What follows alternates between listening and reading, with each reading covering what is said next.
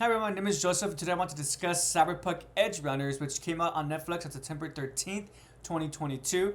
I did watch the dub portion, not the sub portion. So because of that, I'm not going to list the actors just because I feel like it'll take a little bit too long. Because out of respect, I want to list both the dub and the sub voice actors. So hopefully that makes sense. So before I continue, a quick disclaimer. This is actually my third or fourth time watching Cyberpunk Edgerunners. I saw it for the first time on my own, then I saw it again with a group of friends who we all heard how this was a great anime, and I encouraged them to check it out as well.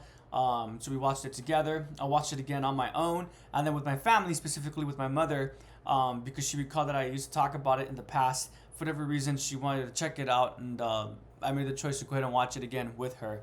So again, I've seen it. So I guess 4 times. I saw it 4 times, and the fact that I've seen it so many times when it's only come out 2 years ago, I think is a testament to the writing of Cyberpunk Edgerunners. In fact, despite this being my 4th time, I was shocked to see and discover that there were some minor details that stood out to me that I didn't notice the previous times, and really helped to reinforce a lot of the characterization that was present for Cyberpunk Edgerunners.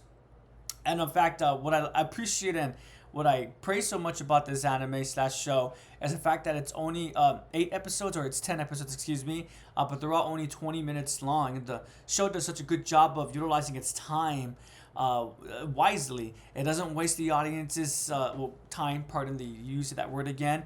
It really does remind me of The Wire, and I'm pretty sure I've mentioned that before in other videos.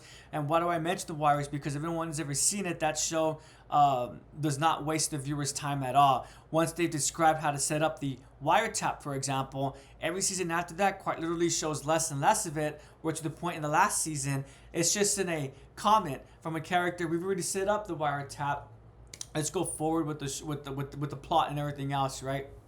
I got that impression as well from Cyberpunk Edgerunners. I really should start taking down notes or watching stuff so I can come up with specific examples.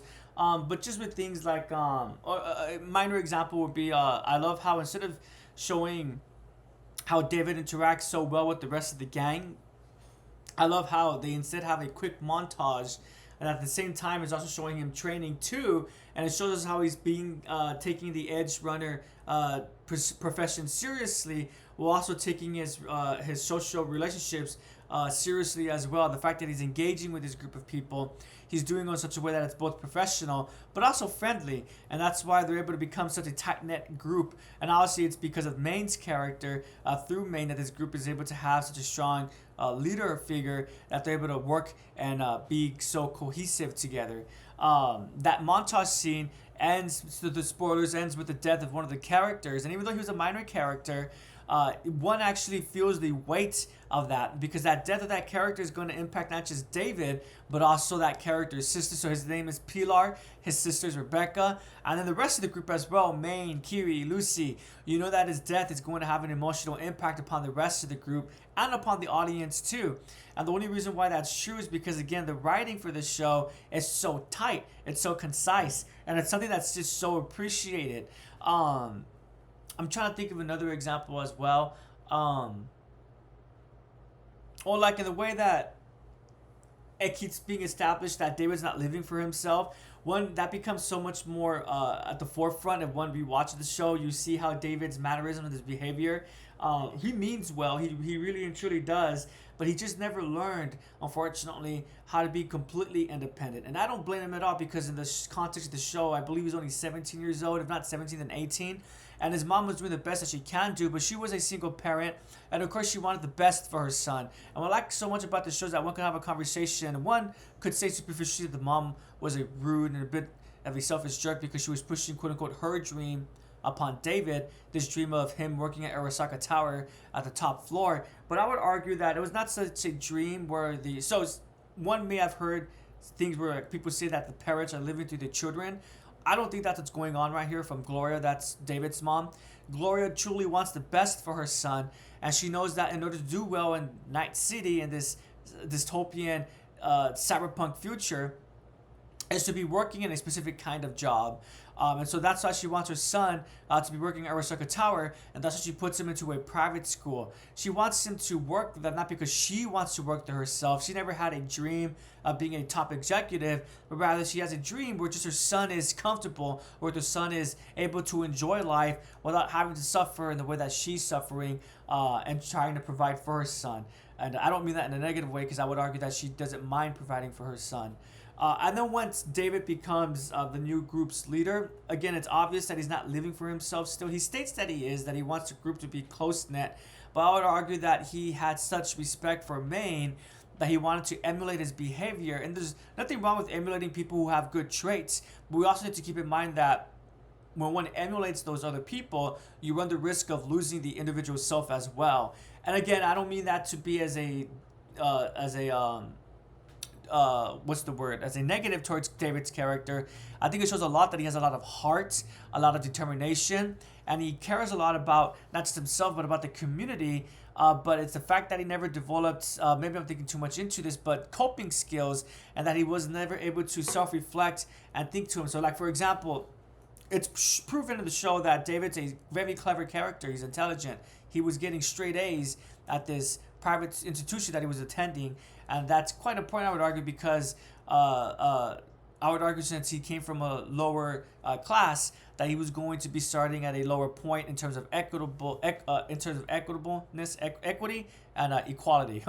Hopefully that makes sense.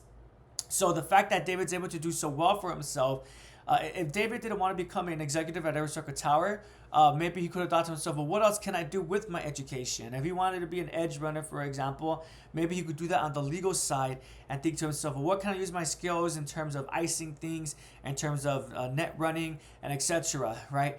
But unfortunately, David never does that. But again, I don't blame his character. It's because he is, I think it's important to keep in mind that he is still I'm going to assume he's 17 or 18, so a senior in high school.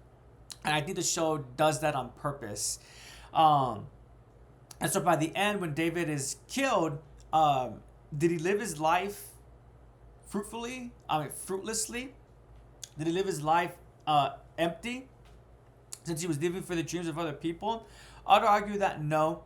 The fact that he was able to develop such great relationships, the fact that he was able to develop not just relationships, but strategies and the skills to do what Maine was doing, to further continuing and reinforcing what Maine started and created. I think that shows again a lot that David was very much a determined and resourceful individual. It was just that he was pushing himself too hard. He was pushing himself too much. I think it's part of me. Well, I have my fan in the background, so that's why I have my hair on the left side. Your right looks a little bit funky. I had to correct that really quickly. Anyways, but going back to the show, if it seems like I'm struggling to talk about David, it's because I am a little bit, because he's such a nuanced character. There's so much that one could critique him for, but also so much that one could praise him for. And again, that's just a testament to the writing of Cyberpunk Edgerunners. One could also argue that there are some superficial elements of the show, like with Lucy's character. She's a pixie maniac girlfriend. But again, I would argue that the show utilizes that trope not just to have lazy story writing, but to utilize that trope because they're aware that they only have 10 episodes, only 20 minutes for each episode, so they need to utilize their time wisely and concisely. And so thus, sometimes tropes, they can be a bad thing, stereotypes, but if we use correctly, not stereotypes, I'm going to stick with the word tropes, but when used correct, literary tropes, when used correctly, like with Cyberpunk Edgerunners, it could create such a invigorating story. The story may not be original. Cyberpunk Edgerunners is obviously it's obviously a tragedy.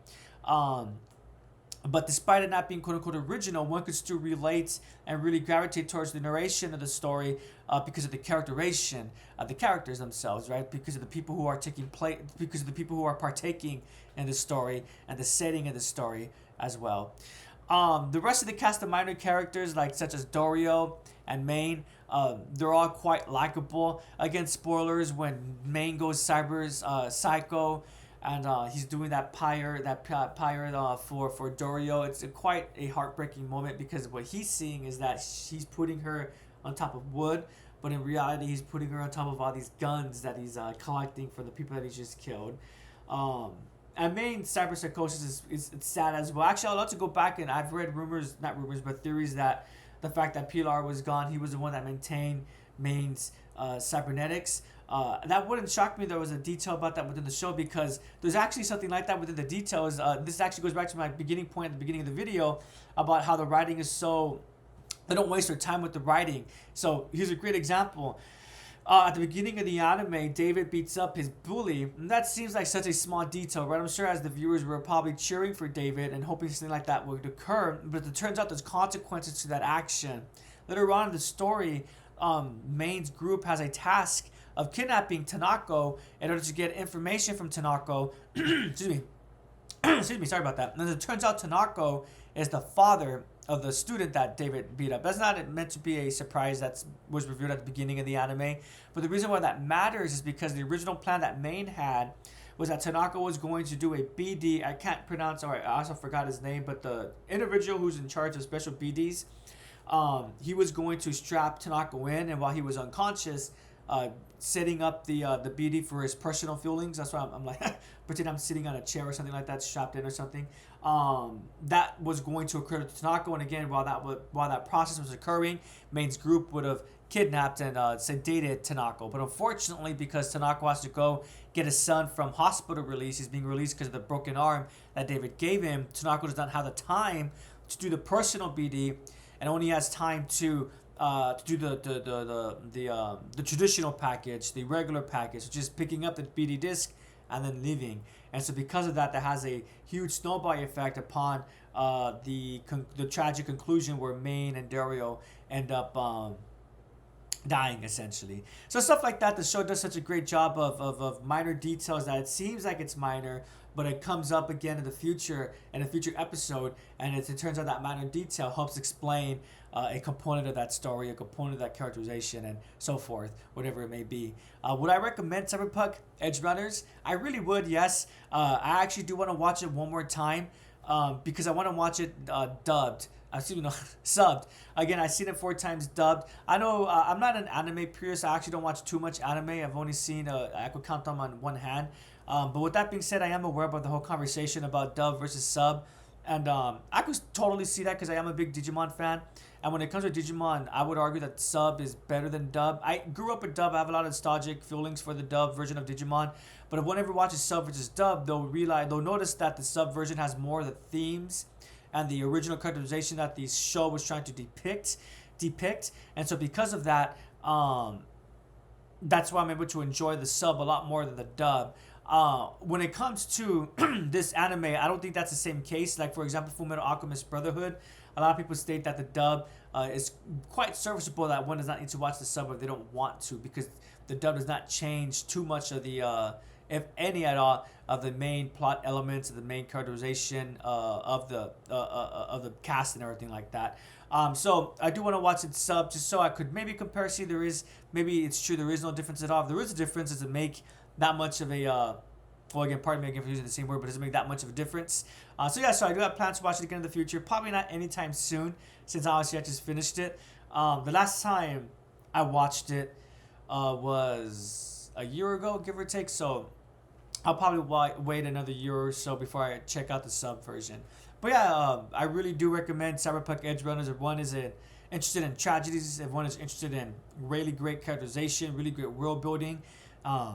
Look no further than this. And what's so cool about this as well is that if you enjoy it so much and if you play video games, well, you can further continue enjoying this world of Cyberpunk through the video game Cyberpunk 2077.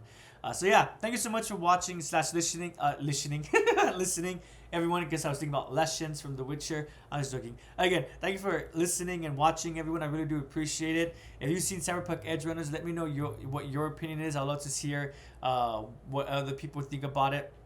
Any details that you have noticed that connects to any minor details that connects to the major details. And then lastly, if you've seen it sub and dub, what's your opinion about it? Is there a difference between the two? And I'd love to have your input about that. Again, thank you so much for listening / watching.